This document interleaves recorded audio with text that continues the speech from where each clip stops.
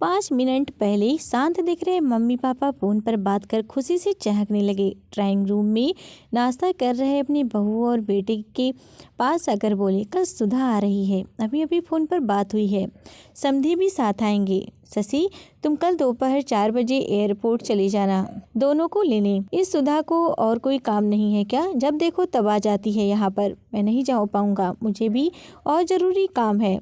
क्या वो टैक्सी करके नहीं आ सकती? यहाँ तक शशि गुस्साई आवाज़ में बोल पड़ा।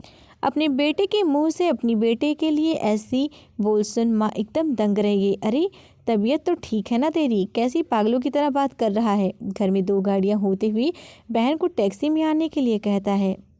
रहने दो, मैं खुद जाकर ले आऊँगा अपनी बेटी को। करने दो उसे अपना काम। अभी सुधा का बाप चिंता है और मैं नहीं चाहता कि मेरी बेटी को उसके ससुराल वालों से ताना सुनने पड़े कि इकलौती बेटी होते हुए भी उसे लेने गाड़ी नहीं भेजी या उसके स्वागत में कोई कमी रह गई। पापा ने बेटे को अपनी नाराज़गी जताते हुए कहा, आप दोनों समझते नहीं हो मम्मी पापा। वो जब भी इस घर में आती है तो सारी दिनचर्या बिगाड़ देती है। वो तो आराम से बैठी रहती है किसी महारानी की तरह। हम सब को उसकी आवभगत में लगना पड़ता है। मेरी पत्नी का तो पूरा दिन ही दीदी और जीजा जी के आगे पीछे उनके ऑर्डर पूरे करते हुए निकल जाता है। आज क्या हो गया है तुझे? कैसी बहकी बहकी बातें कर रहा है? बहन है तेरी, कोई पराई तो नहीं है। अब क्या है उसका इस घर में? शादी में दे दिया था ना हमने जितना देना था, फिर क्यों चली आती है बार बार यहाँ पर और हर बार बैग भर भर कर ले जाती है। वो अलग, आपको समझाना चाहिए। वो सिर्फ हमें लूटने आती है और कुछ नहीं। शशि ने तंज कसते हुए कहा, तुझे क्या, अगर वो यहाँ से थोड़ा कुछ ले जाती है तो? ये सब मेरी मेहनत की कमाई है और मैं जो चाहूँ करूँ। चाहूँ तो पूरा सुधा को दे दूँ।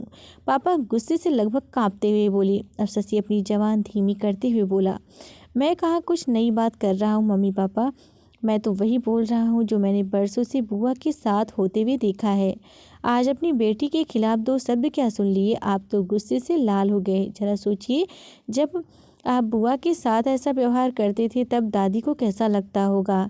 बुआ जो हम पर इतनी जान छिड़कती हैं, आपने कभी उनके और उनके ससुराल वालों की मां सम्मान के बारे में परवाह नहीं की। उन्होंने कभी भी आपसे कुछ नहीं मांगा, बल्कि हर बार वो अपने साथ कुछ न कुछ लेकर ही आती, लेकिन आपका व्यवहार कभी भी उनके साथ अच्छा नहीं रहा। दादी ने भी आपसे कभी नहीं कहा कि मेरी बेटी को पैसे दे दो या कुछ खरीद कर दे दो। फिर भी दादी को आपकी यहाँ इतनी भी परवरिश नहीं थी कि वो अपनी बेटी को कुछ दिनों के लिए अपने पास बुलाकर रहने दे।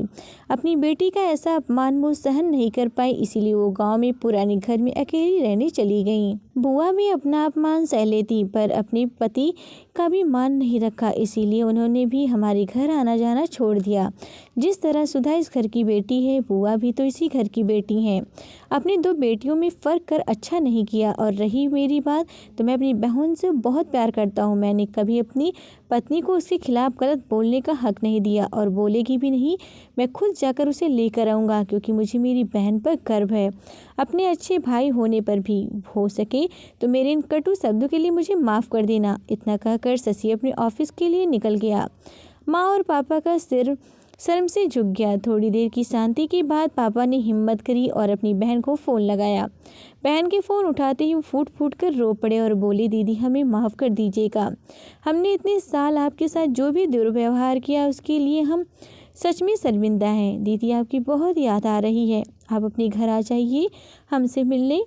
अगर आप कहे तो मैं आ जाता हूँ आपको लेने। दूसरी तरफ दीदी भी रो रही थी।